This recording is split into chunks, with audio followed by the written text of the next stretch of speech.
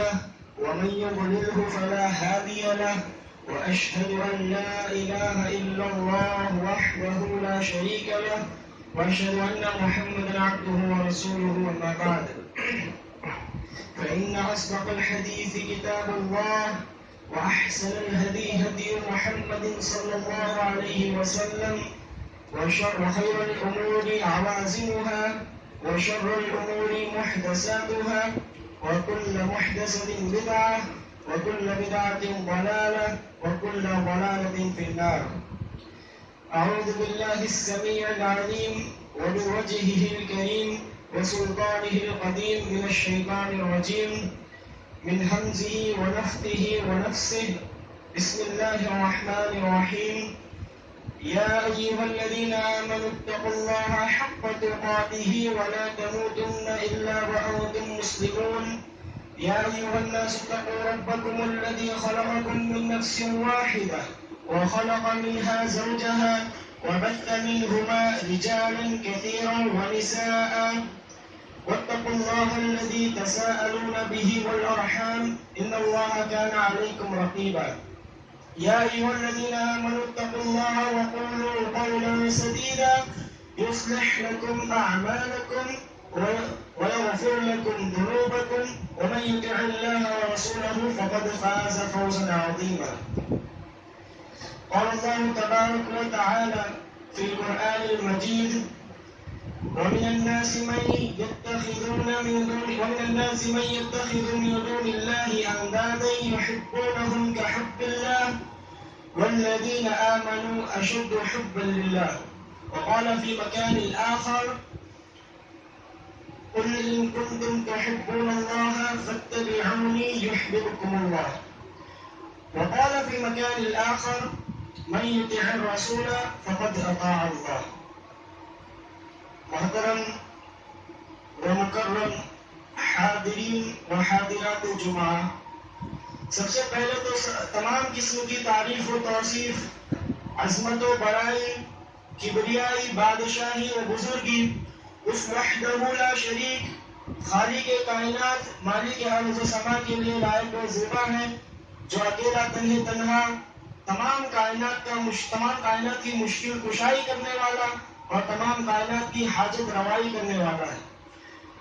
بعد بے شمار درود و سلام، رحمت و برکت نازل ہو ان تمام انبیاء علیہ الصلوۃ والسلام پر جو ہماری ہدایت اور ہماری رہنمائی کے لیے بھیجے گئے، خصوصاً آخری نبی، امام الانبیاء، سید الانبیاء، سید المرسلین، رحمت للعالمین جناب محمد رسول اللہ صلی اللہ علیہ وسلم پر، آپ کی آل پر اور آپ کے تمام اصحاب پر اور قیامت تک آپ کی اتباع کرنے والے تمام اہل ایمان پر، وصلی اللہ علی نبینا محمد وعلی آلہ وصحبہ اجمعین وعلی من تبعہم بإحسان الی یوم الدین، اما بعد۔ محترم سامعین، جیسا کہ آپ لوگوں کو پتا ہے کہ ہم نے رمضان المبارک کا مقدس مہینہ گزارا۔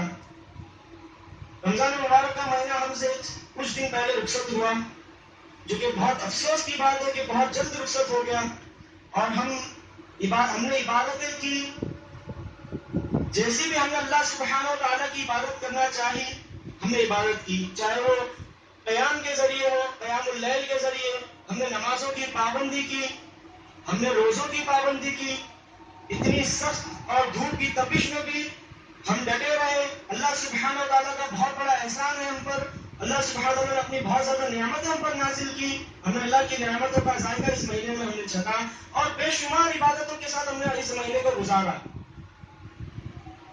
اور ہم نے رمضان المبارک میں اللہ سبحانہ و تعالیٰ کا بہت زیادہ ذکر کیا۔ تو اگر واقعی ہم نے ان ساری عبادتوں کو صحیح طور پر انجام دیا ہے تو اللہ سبحانہ وتعالیٰ اس میں برکت عطا فرمائے، اور ہماری یہ ساری عبادت اللہ سبحانہ وتعالیٰ اپنی بارگاہ میں قابل قبول فرمائے۔ تو میرے بھائیو، اب رمضان کا مہینہ چکے گزر چکا، تو کیا اب ہم رمضان المبارک میں جس قدر اللہ سبحانہ وتعالیٰ کو یاد کیا کرتے، ہم رمضان المبارک میں جس قدر اللہ سبحانہ وتعالیٰ کی عبادت کیا کرتے تھے، تو کیا ہم اس عبادت کو باقی رکھیں گے، یا پھر ہم جو اس سے پہلے 11 مہینے جو ہم نے اللہ سبحانہ تعالیٰ سے اللہ کے ذکر سے جو غافل رہے، کیا ہم اسی چیز پر پھر آ جائیں گے؟ جیسا کہ شروع رمضان میں، شروع درس میں نے آپ لوگوں کے سامنے ایک چیز ذکر کی تھی کہ اللہ سبحانہ تعالیٰ نے قرآن میں انسانوں کی، مسلمانوں کی 3 قسمیں ذکر کی ہیں. فرمایا اللہ سبحانہ تعالیٰ نے سورہ فاطر میں ثم اورثنا الکتاب الذین اصطفینا من عبادنا، کہ ہم نے اپنے بندوں میں سے جس کو منتخب کیا، جس کو چاہا، تو ہم نے اس کتاب کا یعنی اس قرآن مجید کا ہم نے اس کو وارث بنا دیا. پھر وہ جو قرآن مجید کا جس کو وارث بنا، ان وارثین کی اللہ سبحانہ تعالیٰ 3 قسمیں ذکر کر رہا ہے. فرماتا ہے اللہ سبحانہ تعالیٰ فَمِنْهُمْ ظَالِمٌ لِنَفْسِهِ، کہ ان میں سے بعض ایسے جو اپنے نفس پر ظلم کرتے ہیں. یہ چیز ذکر کرنا اس لیے ضروری ہے کیونکہ نفس پر ظلم کرنے کی بات، نفس پر ظلم کرنے سے پہلے یہ مراد کیا ہے دیکھ لیتے ہیں کہ نفس پر ظلم کرنا یعنی گناہ کرتے جانا، اللہ سبحانہ تعالیٰ کے ذکر سے غافل رہنا، گناہ میں مشغول رہنا، اپنے گناہوں کی توبہ نہ کرنا، یہ اپنے نفس پر ظلم کرنا ہوا. اور چاہے رمضان ہو یا غیر رمضان ہو، یہ طبقے والے جو لوگ ہوتے ہیں، وَمِنْهُمْ ظَالِمٌ لِنَفْسِهِ والے طبقے والے جو لوگ رہتے ہیں، ان پر وہ چیز برابر ہے. وہ اللہ سبحانہ تعالیٰ کی کبھی عبادت کرتے ہی نہیں. اللہ ہمیں ایسے طبقے میں ہونے سے بچائے، اور اللہ سبحانہ تعالیٰ ایسے طبقے والوں سے، ایسے طبقے والوں کی رہنمائی ہمیں اللہ سبحانہ تعالیٰ نصیب فرمائے. اور ایسے لوگوں کے لیے ہمیں دعا بھی کرنی چاہیے کہ اللہ سبحانہ تعالیٰ ایسے لوگوں کو جو ہے عبادت کرنے کی توفیق عطا فرمائے. اب ان میں سے جو بعض لوگ تھے، وَمِنْهُمْ ظَالِمٌ لِنَفْسِهِ میں سے جو بعض لوگ تھے، جو اللہ نے دوسری قسم ذکر کی ہے، وہ ان میں شمارہ ہوا تھا کب؟ رمضان کے مہینے میں. اللہ سبحانہ تعالیٰ نے دوسری قسم ذکر کرتے ہوئے فرمایا وَمِنْهُمْ مُقْتَصِدٌ، کہ ان میں سے بعض ایسے جن کو ہم نے اپنی کتاب کا وارث بنایا، ان میں سے بعض ایسے ہیں جو درمیانی والے معاملے اختیار کرنے والے ہیں، یعنی اللہ کی عبادت کرتے بھی ہیں، اللہ کی عبادت نہیں بھی کرتے، اللہ سبحانہ تعالیٰ کو یاد کرتے بھی ہیں، اللہ سبحانہ تعالیٰ کو یاد کبھی نہیں بھی کرتے، اللہ سبحانہ تعالیٰ کو بھی بھول بھی جاتے ہیں، اللہ سبحانہ تعالیٰ کے ذکر میں مشغول بھی رہتے ہیں، کبھی گناہ کرتے ہیں تو گناہ کو گناہ جان کر اللہ سبحانہ تعالیٰ سے توبہ استغفار بھی کرتے ہیں. تو یہ مقتصد والے لوگ ہیں جن کے گناہ بھی برابر ہے اور جن کی نیکیاں بھی برابر ہیں. اس لیے اللہ سبحانہ تعالیٰ نے بیچ میں یہ قسم رکھی کہ فَمِنْهُمْ مُقْتَصِدٌ. تو اب جو ظالم لنفسہ میں سے تھے، وہ لوگ بھی مقتصد والوں میں ان کا شمارہ کب ہوا تھا؟ رمضان کے مہینے میں. لیکن اب رمضان جب جو کہ گزر چکا، تو وہ اپنی واپس جو ہے بعض لوگ ایسے جو واپس اپنی پرانی حرکت پر آ چکے. تو ایسا نہیں ہونا چاہیے. تو اللہ سبحانہ تعالیٰ نے دوسری قسم یہاں پر ذکر کرتے ہوئے فرمایا فَمِنْهُمْ مُقْتَصِدٌ. تو میں سمجھتا ہوں کہ ہم میں سے اکثریت کا معاملہ یہی ہے، اور یہ کوئی قباحت کی بات نہیں ہے، کوئی ناراضگی کی بات نہیں ہے. اللہ سبحانہ تعالیٰ کو ایسے بندے بہت پسند ہے جو گناہ کرتے ہو، پھر اپنے گناہ کو گناہ جان کر گناہ کی معافی مانگتے ہو، اور اللہ سبحانہ تعالیٰ کی محبت کا اظہار کرتے ہو، اللہ کی خشیت کا اظہار کرتے ہو. گناہ کرنے کے بعد اپنے گناہ پر عقل کرے بغیر اللہ سبحانہ تعالیٰ کے ذکر میں مشغول رہتے ہو، اور اللہ سبحانہ تعالیٰ کے ہمراہ اللہ سبحانہ تعالیٰ کے حضور اپنے گناہ کی قباحت ذکر کرتے. اور اللہ سبحانہ تعالیٰ نے ایک چیز بھی ذکر کی ہے کہ گناہ جب ہو جائے سرزد، تو اللہ سبحانہ تعالیٰ سے جب دعا کر رہے ہو، اس گناہ کی معافی مانگ رہے ہو، تو یہ دل میں نیت رہنی چاہیے کہ گناہ کے قریب دوبارہ نہیں جاؤں گا.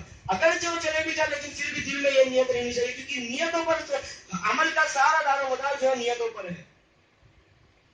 تو فَمِنْهُمْ مُقْتَصِدٌ اللہ سبحانہ تعالیٰ نے دوسری قسم بتائی.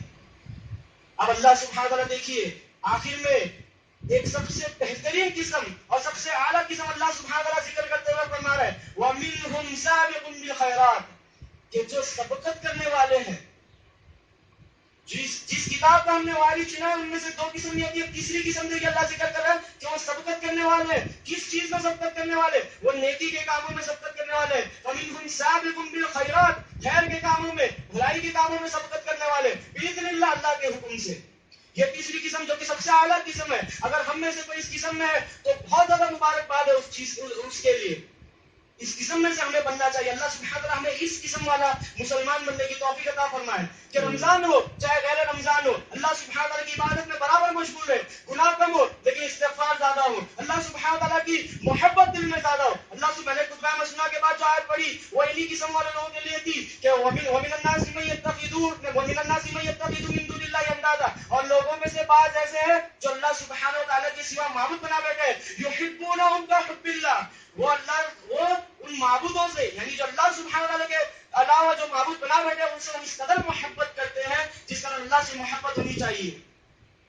اور بڑے افسوس کی بات یہ ہے کہ آج اس میں صرف غیر مسلم طبقہ نہیں بلکہ مسلمان بھی اس میں شمار ہوتے ہیں کہ اپنے اولیاء اللہ سے اتنی زیادہ محبت کرتے ہیں کہ جس قدر اللہ سبحانہ تعالیٰ سے محبت کرنی چاہیے تھی. آگے اللہ سبحانہ تعالیٰ فرما رہے ہیں والذین آمنوا اشد حبا للہ، اور جو لوگ ایمان لانے والے ہیں وہ اللہ سبحانہ تعالیٰ سے بہت زیادہ محبت کرتے ہیں. اللہ نے یہاں پر اشد کا ذکر کیا.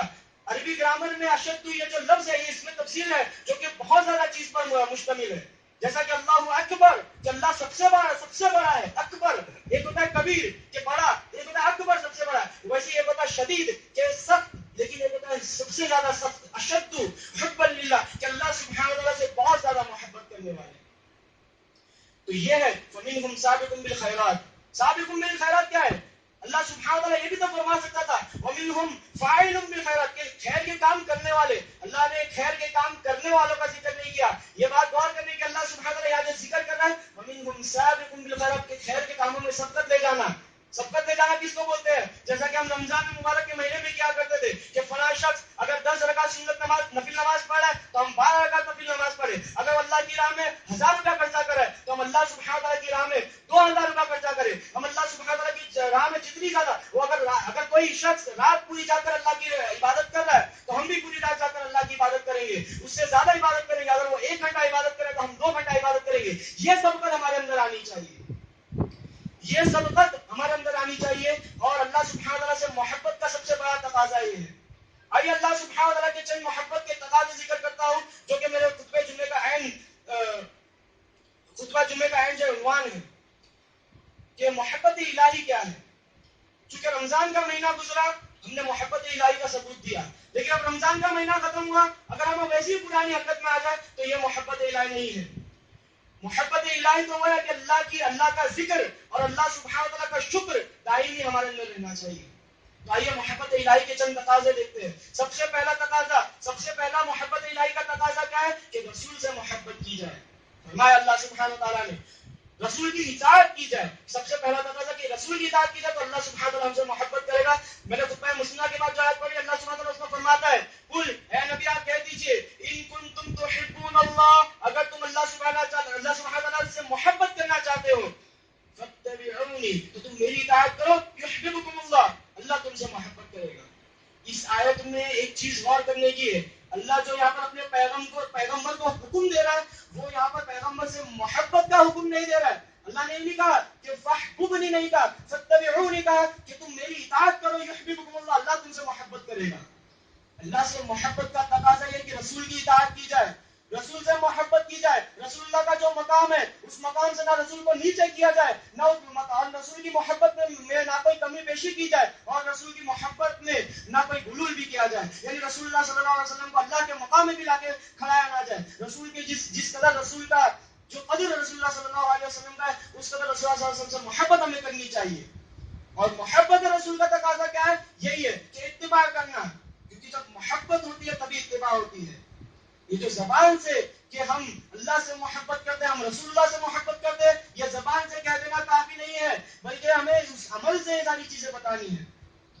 محبت رسول صرف زبان سے کہہ دینا کافی نہیں ہے بلکہ ہمیں اپنے عمل سے کہ رسول اللہ صلی اللہ علیہ وسلم نے جو چیز کا حکم دیا اس چیز کو بجا لانا، جس چیز سے روکا اس چیز سے رک جانا، یہ اصل رسول کی اتباع ہوگی. اور رسول اللہ صلی اللہ علیہ وسلم کی اتباع کرنے سے اللہ سبحانہ وتعالیٰ ہم سے محبت کرتا ہے. بعض مسلمانوں میں کیونکہ مسلمان تو فرقوں میں بٹ چکے ہیں تو مسلمانوں میں سے بعض ایسے جو رسول اللہ صلی اللہ علیہ وسلم کی اتباع کے منکر ہیں یعنی منکرین حدیث ہیں. آپ صلی اللہ علیہ وسلم کی حدیث کا جو انکار کرتے ہیں جن کے لیے اور قرآن کو مانتے ہیں کہ قرآن کو ہم اہل قرآن اپنے آپ کو کہتا ہے اور قرآن کی ہر بات کو مانتے ہیں لیکن حدیث کی بات کو نہیں مانتے. جبکہ قرآن میں خود اللہ سبحانہ تعالیٰ فرما رہا ہے کہ من یطیع الرسول فقد اطاع اللہ کہ جس نے رسول کی اطاعت کی اس نے اللہ کی اطاعت کی. جس نے یعنی اس کا مفہوم مخالف کیا ہے کہ جس نے رسول کی نافرمانی کی اس نے اللہ سبحانہ تعالیٰ کی نافرمانی کی. تو چاہیے کہ رسول اللہ صلی اللہ علیہ وسلم سے محبت رکھے. یہ محبت الہی کا سب سے پہلا تقاضا ہے جو میں نے آپ لوگوں کے سامنے ذکر کیا. محبت الہی کا دوسرا تقاضا کیا ہے کہ عبادتوں میں خلوصیت ہونی چاہیے. ہم نے رمضان المبارک کے مہینے میں بہت زیادہ عبادت کی اللہ سبحانہ تعالیٰ کی.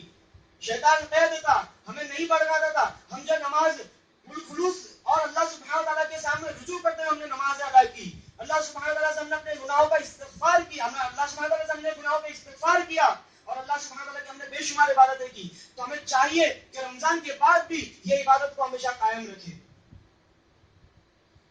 عبادت یہ اصل چیز ہے. اللہ سبحانہ تعالیٰ نے انسانوں اور جناتوں کو عبادت کے لیے پیدا کیا.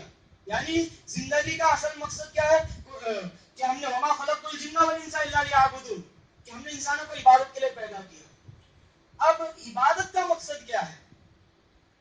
عبادت جو ہم کرتے ہیں اس چیز کا مقصد کیا ہے؟ اس چیز کا ہمیں غور کرنا چاہیے کہ ہم جو عبادت کر رہے ہیں, ہم جو دن اور رات میں نماز ادا کر رہے ہیں, ہم جو زکات ادا کرتے ہیں رمضان کے مہینے میں, ہم جو حج بیت اللہ کا حج کرتے ہیں, تو کیا یہ جو ایک اللہ سبحانہ تعالیٰ نے بس کہہ دیا ہم کر دیے یہ چیز ہے, یا ہمیں نماز پڑھنے کی بس عادت پڑ چکی ہے تو ہم نماز پڑھ رہے ہیں؟ میرے بھائیو یہ چیز نہیں ہے. عبادت اس لیے نہیں کی جاتی کہ ہمیں عادت پڑ گئی ہے. عبادت اس لیے نہیں کی جاتی کہ ہاں بس اللہ نے حکم دے دیا ہم کر دیے. عبادت تو دل سے ہونی چاہیے, خلوصیت سے ہونی چاہیے. اور ہمارے جب ہم عبادت کے لیے کھڑے تو ہمارے دل میں یہ چیز ہونی چاہیے کہ اللہ سبحانہ تعالیٰ نے جو آج ہم پر بے شمار نعمتیں نازل کی ہے تو ہمارا بھی یہ فرض بنتا ہے کہ اللہ کی اطاعت کرے, اللہ سبحانہ تعالیٰ کے ہمراہ پیش ہو, اللہ سبحانہ تعالیٰ کے حضور ہم اللہ سبحانہ تعالیٰ کی عبادت کریں. تو یہ عبادت کا اصل مقصد ہے کہ اللہ کی محبت حاصل کرے, تقرب الہی ہم حاصل کریں عبادتوں کے ذریعے. اب عبادتوں میں خلوصیت کیسے پیدا ہوگی؟ کیونکہ آج ہماری جو عبادتیں ہیں, جب ہم نماز کے لیے کرتے ہیں تو شیطانی وساوس ہم پر حاوی ہوتے ہیں. ہمارا دل تو ہمارا جسم تو اللہ سبحانہ تعالیٰ کے سامنے ہوتا ہے, لیکن ہمارا دماغ پوری دنیا بھٹکتے رہتا ہے. تو چاہیے کہ اللہ سبحانہ تعالیٰ کی خلوصیت سے عبادت کرے, صحابہ جیسی عبادت کرے. ایک صحابی کے بارے میں آتا ہے کہ ان کو جنگ کے میدان میں ایک تیر لگ گیا پیٹھ میں. اب وہ تیر اتنی گہرائی کے اندر چلے گیا کہ وہ تیر کھینچنے پر نہیں نکل رہا تھا, اور صحابی کو بہت زیادہ تکلیف ہو رہی تھی. تیر نہیں نکل رہا ہے, صحابی کو تکلیف ہو رہی ہے, تڑپ رہے ہیں, لیکن صحابی کا جواب سنیے. اب جب پریشان ہو گئے کہ وہ تیر کو نکالے تو نکالے کیسے, تو صحابی کہتے ہیں کہ جب میں نماز میں کھڑے ہوں تو جو ہے وہ تیر نکال دوں گا. تو یعنی وہ تیر یعنی اللہ سبحانہ تعالیٰ کے سامنے جب ان کی کھڑنے کی کیفیت اس قدر ہوتی کہ اللہ کے ذکر میں اس قدر مشغول ہوتے ہیں کہ اگر کوئی بھی تکلیف ہو تو ان کو احساس نہیں ہوتا. تو وہ جب وہ نماز کے لیے کھڑے ہوئے تو وہ تیر نکال لیا گیا اور وہ صحابی کو احساس بھی نہیں ہوا. یہ ہونی چاہیے اللہ سبحانہ تعالیٰ سے محبت, اللہ سبحانہ تعالیٰ کے سامنے کھڑے ہونے کے جو خوف و خشیت ہوتی ہے, اللہ کے ذکر میں جو مغل ہوتا ہے, وہ اس طرح ہونا چاہیے ہمیں, اس صحابی کی طرح. لیکن آج ہمارے ہنسنے کی بات نہیں ہے کہ آج ہم جب نماز کے لیے کھڑتے ہیں تو ہمارے ذہنوں میں بہت سی ایسی چیز آتی ہے کہ اب نماز ختم ہوئے گی تو ہم جا کے کیا کریں گے. اصل چیز ہمیں جو ہے آج ہم جو عبادت کر رہے ہیں اس کے ثواب سے ہم غافل ہیں. اگر ہمیں نماز کا ثواب معلوم پڑ جائے تو ہم مسجد کی طرف رینگتے رہیں گے. اگر ہمیں چلنے کی استطاعت بھی نہ ہو تو ہم ثواب سے غافل ہیں. تو ہمیں چاہیے کہ جو نماز پڑھتے ہیں, جو چیز میں ہم اللہ کی عبادت کرتے ہیں, تو اس چیز کا ہمیں ثواب معلوم کرنا چاہیے تاکہ ہم اللہ سبحانہ تعالیٰ کی عبادت کرنے کھڑے تو اس ثواب کے ہم طلبگار ہوں اللہ کے نزدیک. اور عبادتوں میں خلوصیت کیسے پیدا ہوگی؟ رسول اللہ صلی اللہ علیہ وسلم نے فرمایا کہ عبادت کی جائے تو احسان کے ساتھ کی جائے. حدیث جبرائیل میں اس چیز کا ذکر ہے کہ جبرائیل علیہ السلام جب آپ صلی اللہ علیہ وسلم کے پاس آتے ہیں اور تین چیزوں کے بارے میں جو سوال کرتے ہیں کہ اسلام کیا ہے, تو آپ صلی اللہ علیہ وسلم اسلام کے امور بتاتے ہیں. پھر آپ جبرائیل علیہ السلام پوچھتے ہیں کہ جبرائیل علیہ السلام جو انسان کی شکل میں آتے ہیں اور پوچھتے ہیں کہ پھر ایمان کیا پوچھتے ہیں, تو آپ صلی اللہ علیہ وسلم ایمان کے جو تقاضے ہیں وہ ذکر کرتے ہیں. پھر جبرائیل علیہ السلام پوچھتے ہیں ومل احسان, کہ احسان کیا ہے, تو آپ صلی اللہ علیہ وسلم ذکر کرتے ہیں کہ اعبد اللہ, ہمیں جو احسان کے ساتھ اللہ سبحانہ تعالیٰ کی عبادت کرنی چاہیے. کہ آپ صلی اللہ علیہ وسلم دیکھیں احسان کے بارے میں ذکر کر رہے ہیں اعبد اللہ, کہ تم اللہ کی عبادت اس طرح کرو کأنک تراہ, کہ تم اس کو دیکھ رہے ہو. میرے بھائی, جب اگر ہم نماز کے لیے کرتے ہو یا کوئی بھی عمل کرتے ہو, اگر ہم اپنے دل میں یہ بات پیدا کر لیں کہ ہم اللہ سبحانہ تعالیٰ کو دیکھ رہے ہیں, تو اس عبادت میں دیکھیے کیا خلوصیت پیدا ہوگی. یہ آپ صلی اللہ علیہ وسلم نے بہت بہترین طریقہ بتایا کہ جب بھی عبادت کے لیے کھڑے ہو تو اللہ سبحانہ تعالیٰ کا ایسا گمان ہونا چاہیے ہمارا کہ اللہ کے ساتھ ہم اللہ کو دیکھ رہے ہیں. ایک آپشن بھی آپ صلی اللہ علیہ وسلم نے کہا کہ اگر تم نہیں دیکھ سکتے اللہ کا, ایسا نہیں سوچ سکتے کہ تم اللہ کو دیکھ رہے ہو, فَإِن لَمْ تَكُن تَرَى, اگر تم یہ نہیں سوچ سکتے کہ تم اللہ کو دیکھ رہے ہو, فَإِنَّهُ يَرَاكَ, تو کم از کم اتنا تو سوچ لو کہ اللہ سبحانہ تعالیٰ تمہیں دیکھ رہا ہے. بات ایک ہی ہوئی لیکن سب سے افضل طریقہ پہلا والا ہے کہ ہم اللہ سبحانہ و تعالیٰ کو دیکھ رہے ہیں. یہ ہمارے ذہنوں میں رہنا چاہیے جب ہم عبادت کر رہے ہو. یہ محبت الہی کا سب سے اہم تقاضا ہے کہ عبادتوں میں خلوصیت پیدا ہونی چاہیے. ایک حدیث میں آپ صلی اللہ علیہ وسلم نے معاذ رضی اللہ عنہ سے نصیحت کرتے ہوئے فرمایا کہ اے معاذ، یہاں دیکھیے اللہ سے محبت کا اور اللہ کی توحید کا آپ صلی اللہ علیہ وسلم کتنا بہترین ثبوت دے رہے ہیں کہ اے معاذ، تم اللہ کے سامنے کسی کو شریک مت کرنا، اللہ کے ساتھ کسی کو شریک مت کرنا. اور آپ صلی اللہ علیہ وسلم نے فرمایا وَإِن قُتِّلْتَ أَوْ حُرِّقْتَ، اگر تم کو کاٹ کر ٹکڑے ٹکڑے بھی کر دیا جائے، اگر تم کو جو جلا بھی دیا جائے، تب بھی تم اللہ سبحانہ تعالیٰ کے سامنے کسی کو شریک نہیں کرنا. یہ ہوئی اللہ سبحانہ تعالیٰ سے محبت. آپ صلی اللہ علیہ وسلم نصیحت کرتے ہوئے فرماتے ہیں. دوسری چیز آپ صلی اللہ علیہ وسلم نصیحت فرماتے ہیں کہ والدین کو مت ستانا.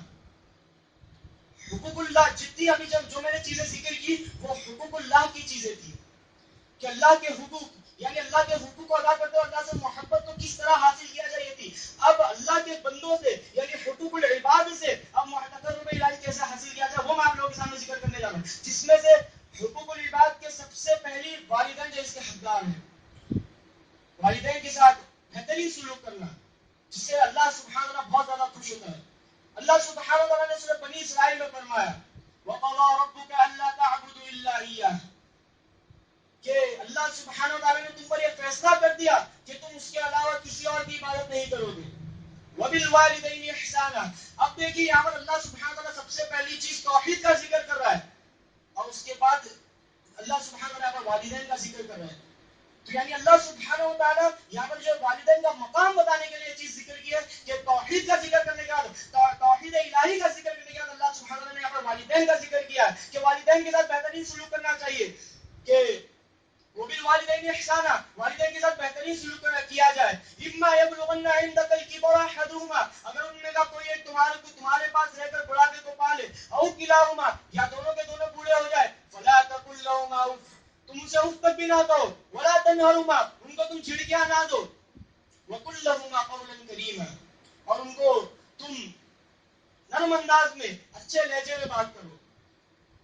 جب کوئی بندہ ان سارے عمل کو انجام دے تو وہ اللہ سبحانہ وتعالیٰ کے نزدیک سب سے محبوب ہوگا، اللہ سبحانہ وتعالیٰ کی وہ اطاعت کرتا ہوگا. اگر اللہ سبحانہ اپنے والدین سے محبت ہو تو والدین کو وہ اف تک بھی نہ کہے گا. تو میرے بھائیو چاہیے کہ والدین سے محبت کی جائے. والدین سے محبت کرنے پر اللہ سبحانہ وتعالیٰ ہم سے محبت کرتا ہے. والدین کے لیے دعا کی جائے. اللہ فرماتا ہے آگے وَاخْفِضْ لَهُمَا جَنَاحَ الذُّلِّ مِنَ الرَّحْمَةِ، کہ تم اپنے بازوؤں کو والدین کے لیے رحمت کے ساتھ پھیلا دو، یعنی اپنے والدین کو تم اچھے مقام پر رکھو اور والدین کے ساتھ بہترین سلوک کرو. اور اللہ سبحانہ وتعالیٰ آگے دعا میں سکھلا ہے کہ وَقُلْ رَبِّ ارْحَمْهُمَا كَمَا رَبَّيَانِي صَغِيرًا، کہ تم کہو کہ اے میرے رب تم میرے والدین پر رحم کر فرما جس قدر انہوں نے بچپن میں میری حفاظت کی تھی، بچپن میں انہوں نے میری تربیت کی تھی. تو چاہیے کہ والدین کی دعا کی جائے. یہ ساری چیزیں محبت الہی کے تقاضے ہیں میرے بھائی، جو آپ لوگوں کے سامنے میں ذکر کر رہا ہوں کہ محبت الہی اگر ہم چاہتے ہیں کہ اللہ سے محبت کرنا تو ہمیں چاہیے کہ والدین سے بھی محبت کریں. والدین سے محبت کرنے کے بعد حقوق العباد میں جس کا حق ہے وہ اپنے رشتہ دار ہیں. وذی القربیٰ، کہ رشتہ داروں کے ساتھ بہترین سلوک کرنا، رشتہ داروں کے لیے اپنے دل میں کی بھوک وغیرہ یہ ساری چیزیں نہ رکھنا اور ایک دوسرے کی قیمت کرنے سے بچنا. رشتہ داروں میں آج کل تو بہت زیادہ یہ چیز عام ہو چکی ہے، اس چیز کا رشتہ داروں میں محبت کا بہت زیادہ فقدان پایا جا رہا ہے کہ رشتہ داروں میں آج بالکل رشتہ داری نام کی کوئی چیز نہیں رہی کہ فلاں کے گھر میں فلاں کی غیبت ہو رہی ہے، فلاں کے گھر میں فلاں کی غیبت ہو رہی ہے. لیکن اللہ سبحانہ وتعالیٰ نے جبکہ قرآن میں فرمایا وَلَا يَغْتَبْ بَعْضُكُمْ بَعْضًا، اور تم میں سے بعض کی غیبت مت کرا کرو، غیبت کرنے سے بچو. اللہ سبحانہ وتعالیٰ نے کیا آگے فرما رہا ہے غیبت کی وعید دیکھیے أَيُحِبُّ أَحَدُكُمْ، کیا تم میں سے کوئی یہ پسند کرے گا يَأْكُلَ لَحْمَ أَخِيهِ مَيْتًا، کہ وہ اپنے مرے ہوئے بھائی کا گوشت کھائے. تو گویا کہ اگر اپنے رشتہ داروں کی یا کس کی بھی اگر ہم غیبت کرتے ہیں تو گویا کہ ہم نے اپنے مرے چاہیے. اللہ سبحانہ وتعالیٰ سے محبت کرنے کا دوسرا یہ تقاضا ہے کہ اپنے رشتہ داروں سے بہترین سلوک کیا جائے اور رشتہ داروں کے ساتھ بہترین سلوک کیا جائے، کیونکہ قیامت کے دن ایک شخص آئے گا جو نیکیوں سے جو پہاڑ جتنی نیکیاں لے کر آئے گا جو اس کی پہاڑ جتنی، یہ حدیث آپ لوگ سن چکے ہوں گے کہ اس کی وہ پہاڑ جتنی نیکیاں وہ پہاڑ جتنے گناہ میں تبدیل ہو جائے گی. وجہ کیا ہوگی؟ یہی وجہ ہوگی کہ وہ اللہ سبحانہ تعالیٰ کے حقوق اللہ میں تو وہ اول تھا، حقوق اللہ کی پیروی تو اس نے کی، لیکن حقوق العباد کو بھلا بیٹھا تھا، لوگوں پر ظلم کیا کرتا تھا. تو اللہ سبحانہ تعالیٰ لوگوں کے گناہ اٹھا کر کے جو اس کے سر پر ڈال اس کی نیکیاں اٹھا کر پہلے دے گا، اور جب لوگ بچ جائیں گے، نیکیاں ختم ہو جائے گی، تو اس کے گناہ اٹھا کر جو اللہ سبحانہ تعالیٰ اس کے سر ڈال دے گا. تو چاہیے کہ ہمیں اپنے گناہ کو، اپنی نیکیوں کو بچا لینا چاہیے، اور ہمیں چاہیے کہ ہر ایک کے ساتھ بہترین سلوک کرے، اپنے دل میں ہر ایک کے لیے اچھا گمان رکھنا چاہیے، اور برے گمان سے، بدگمانی سے بچنا چاہیے، کیونکہ بدگمانی ہی، ایک چھوٹی سی بدگمانی رشتہ داروں کو ختم کر دیتی ہے، رشتہ داری کو ختم کر دیتی ہے. تو حقوق العباد میں سب سے اول رہنا چاہیے. اور اللہ سبحانہ و تعالیٰ سے محبت کیا ہے، اللہ سبحانہ و تعالیٰ سے محبت کس قدر ہونی چاہیے، آئیے میں آپ کو ایک واقعے کے ذریعے بتاتا ہوں جو کہ خود میرے ساتھ گزرا. کہ میں مدرسے کا ایک طالب علم ہوں، تیسرے سال میں تھا میں، جب لاک ڈاؤن ہوا، چھٹی پڑی تھی، میں واپس جب مدرسے گیا تو مدرسے کی طرف سے خبر آئی تھی، تو میں واپس جب مدرسے گیا تو وہاں پر جو ہے بہت زیادہ نروس فیل تھا، کیونکہ گھر والوں کو چھوڑ کے آنے کے بعد وہاں پر ایک دو دن جو ہے بہت زیادہ نروس فیلنگ ہوتی ہے ہر مدرسے کے بچے کو جو گھر کے کھانے وغیرہ چھوڑ کر آتے ہیں. تو مدرسے میں جو ہے میں ایسے ہی گھوم رہا تھا، تو میری ایک بندے سے ملاقات ہوئی. میں نے اس سے پوچھا کہ بھائی آپ کب آئے گھر سے، کیونکہ لاک ڈاؤن ہوا تھا، سب اپنے گھر پہ گئے تھے. تو وہ بولنے لگا کہ بھائی میں اپنے گھر میں نہیں گیا تھا. یہ جو واقعہ بیان جو میں آپ لوگوں کے سامنے کرنے جا رہا ہوں، یہ پورا محبت الہی پر مشتمل ہے میرے بھائیوں. بغور سماعت فرمائے کہ وہ بندہ کہتا ہے کہ میں اپنے گھر میں نہیں گیا. تو میں نے پوچھا کہ بھائی وجہ کیا، اپنے گھر میں کیوں نہیں گئے تم؟ تو کہا کہ اگر میں اپنے گھر میں جاؤں گا تو مجھے بھگا دیں گے. تب میں سمجھ گیا کہ یہ جو ہے کنورٹ ہوا ہے، یعنی نان مسلم سے جو ہے مسلم ہوا ہے. کیونکہ ہمارے مدرسے میں جو ہے مسلم ہوتے ہیں تو ان کو جو ہے دینی تربیت جو دی جاتی ہے، شروعات کی جو ابتدائی تعلیمات جو ان کو دی جاتی ہے الحمدللہ. تو ان میں سے جو ایک بندہ تھا. تو میں نے اس سے پوچھا کہ اچھا بھائی آپ کی جو اسٹوری بتائیے، آپ کیسے مائل اسلام کس طرح ہوئے آپ؟ تو دیکھیے اللہ سبحانہ و تعالیٰ جو ہے اس کے دل میں اپنی محبت کو کس طرح ڈالا. یہاں سے جو اصل واقعہ میں جو آپ لوگوں کے سامنے ذکر کرنا چاہ رہا ہوں وہ شروع ہے کہ وہ فرمانے لگا کہ بھائی میں نے جب یہ چیز میرے بات ذہن میں صرف آئی تھی کہ قرآن اور حدیث میں کوئی چیز غلط نہیں ہے، قرآن اور حدیث میں اللہ سبحانہ تعالیٰ نے، اللہ کے رسول نے کوئی چیز جھوٹ نہیں بولے. تو میں نے قرآن کو جو اپنے زبان میں پڑھنا شروع کیا، بنگال کا ہے وہ، تو بنگالی زبان میں اس نے قرآن کو پڑھنا شروع کیا. اب بنگالی زبان میں اس نے جب قرآن کو پڑھا تو قرآن کی ایک ایک بات اس کے دل میں تیر بن کر نازل ہوئی، اور قرآن کی ہر چیز پڑھنے کے بعد صحیح حدیث کا اس نے مطالعہ کیا، صحیح حدیث کو اپنی زبان میں پڑھا. صحیح حدیث کو اپنی زبان میں پڑھنے کے بعد بس اس نے یہ ٹھان لیا کہ اب میرے اس دین کو، یہ جو دین ہے اس کو چھوڑنا ہے، اور اللہ سبحانہ تعالیٰ کے دین پر جو ہے مجھے آ جانا ہے. تو ایک ہماری مدرسے کے ایک فارغین سے رجوع کرتا ہے، فرماتا ہے کہ بھائی میں اسلام قبول کرنے والا ہوں، میں اسلام قبول کرنا چاہتا ہوں.